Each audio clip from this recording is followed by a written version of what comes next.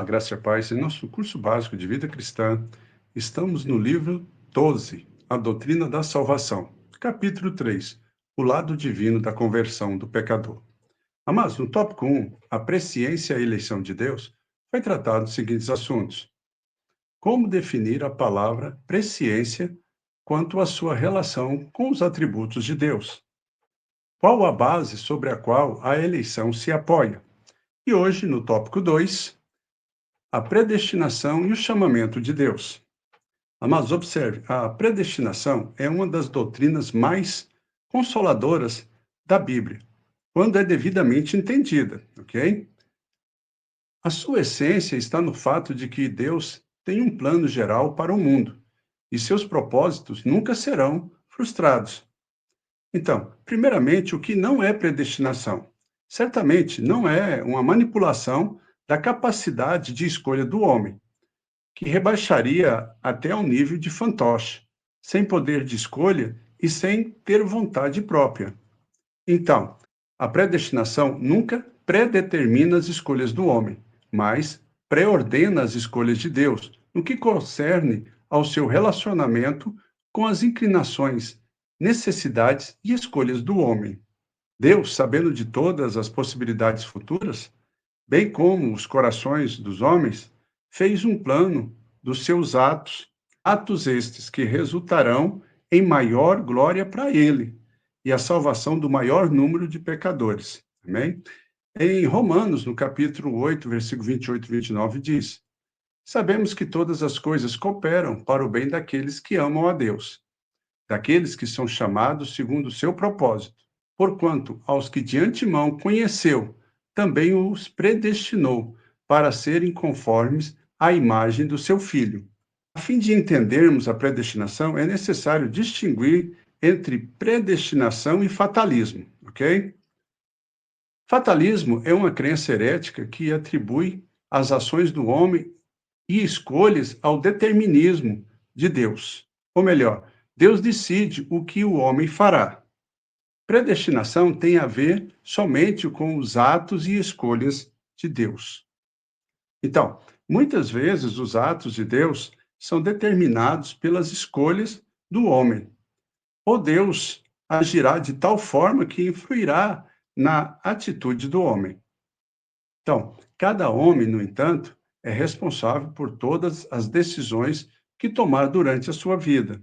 Ao pensar sobre os fatores do mundo físico, precisamos observar que nem todas as tragédias deste mundo são resultados direto de decisões tomadas pelo homem ou por Deus, amados. Muitos incidentes chamados atos de Deus são realmente resultados de um ato do homem Adão, do homem caído.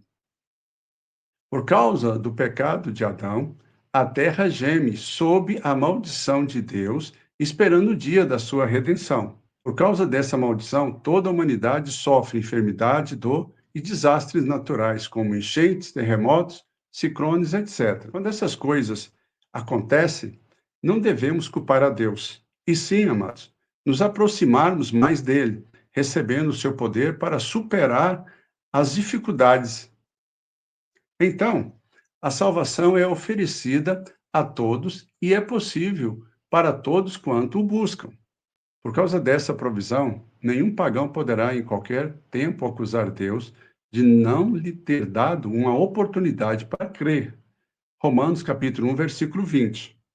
Então, Deus não somente planeja uma maneira para o povo conhecer a salvação, como também tem um plano para ajudar os crentes a progredirem na sua vida espiritual. Romanos 8, 29. Também os predestinou para serem conforme a imagem de seu Filho. Esta provisão para glorificar a Deus é ilimitada para o crente, que corresponde aos apelos do Espírito Santo.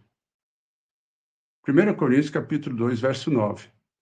Mas como está escrito, nem olhos viram, nem ouvidos ouviram, nem jamais penetrou em coração humano o que Deus tem preparado para aqueles que o amam. Note os seguintes versículos, que nos deixam ver mais profundamente o que o Pai tem planejado para os crentes. Efésios capítulo 1, versículo 5, versículo 11 e 12.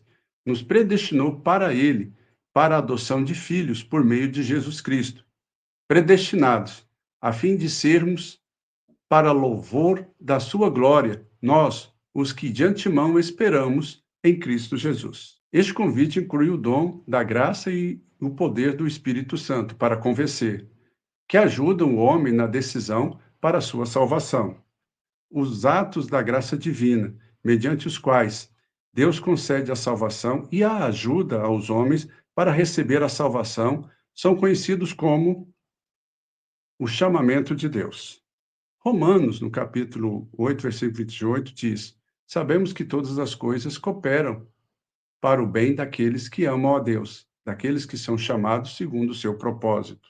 Por causa da sua natureza pecaminosa, amado, o homem é espiritualmente um inválido, incapaz em si mesmo de dar um passo em direção a Deus. Como diz em Romanos 3:11, porque a natureza depravada do homem e o seu pecado tornaram-se incapazes de vir a Deus. Deus teve que vir ao homem. Então, Deus precisou prover não somente um meio de salvação, mas também ele restaura ao homem a capacidade de buscá-lo. Romanos 5:6 diz: Porque Cristo, quando nós ainda éramos fracos, morreu a seu tempo pelos ímpios.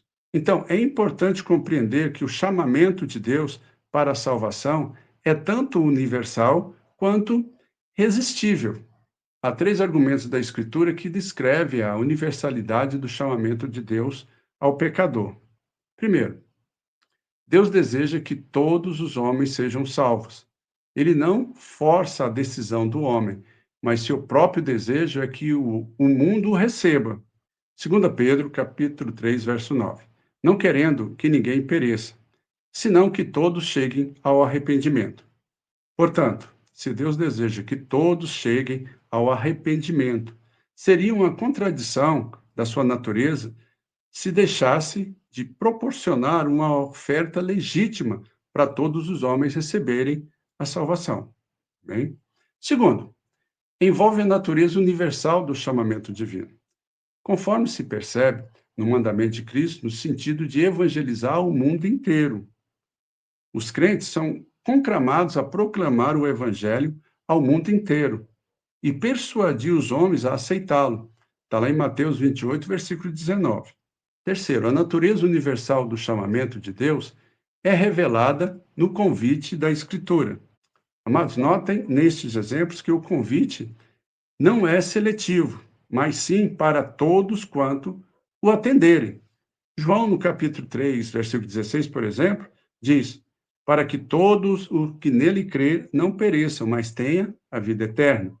Mateus 11, 28 diz: Vinde a mim todos os que estáis cansados, sobrecarregados, e eu vos aliviarei. Embora o chamamento de Deus seja dirigido a todos os homens, estes não são obrigados a aceitá-lo, pode ser resistido. Amém? Assim, a redenção de Cristo é suficiente para todos, mas eficaz somente para os que creem. Assim também, o chamado de Deus é válido para o mundo e para o mundo inteiro, mas aplicável somente àqueles que atenderem o chamamento. Mas observe, o chamamento de Deus pode ser resistido. Lá, por exemplo, lá em João, no capítulo 5, verso 40, diz: Contudo, não quereis vir a mim para terdes vida. Em Atos 7, 51, diz: Vós sempre resisti o Espírito Santo, assim como fizeste vossos pais. Também vós o fazeis. Amém? Então, depois você confere ali, é João 5, 40 e Atos, no capítulo 7, versículo 51. O chamamento básico e geral de Deus é para o arrependimento e para a fé. Amém? Esse é o chamamento para a salvação, o qual envolve outros chamamentos mais específicos. Primeiro, recebe uma vocação especial para serem, no sentido específico, os chamados, em contraste com o restante do mundo, pois são chamados para serem santos. Amém? E para nós terminarmos nossa aula de hoje, segundo, os chamados para serem santos também recebe chamamento para ministérios específicos. Assim como Paulo foi chamado para ser apóstolo. Está lá em Romanos capítulo 1, versículo 1. Ok? Então, na próxima aula, tópico 3, cooperando com Deus na salvação. Vamos responder a seguinte questão. Qual o âmago da doutrina do determinismo e do livre-arbítrio? Amém, amados? Então, observe, cada aula nos dá um conhecimento maior sobre o plano da salvação, da doutrina da salvação, né? E nós temos que pegar esse material, não assistir essa aula só uma vez, mas quantas vezes forem necessário para nós memorizarmos e entendermos esse projeto de Deus, né? A presciência, a eleição, a predestinação, o chamamento de Deus, são assuntos bem profundos e que nós possamos nos inteirar cada vez mais, para nós podermos falar disso para os nossos parentes, amigos e conhecidos. Se você gostou, deixe aí o seu like. E se você tem alguma dúvida, vai ali nos comentários, deixe lá a sua questão, nós estaremos te respondendo, né? Não esquece de também fazer um comentário a respeito da aula, isso ajuda muito o canal, né? Mostra que o canal está sendo útil para ensinar, para transmitir alguma coisa. Que Deus abençoe a todos e até a próxima aula.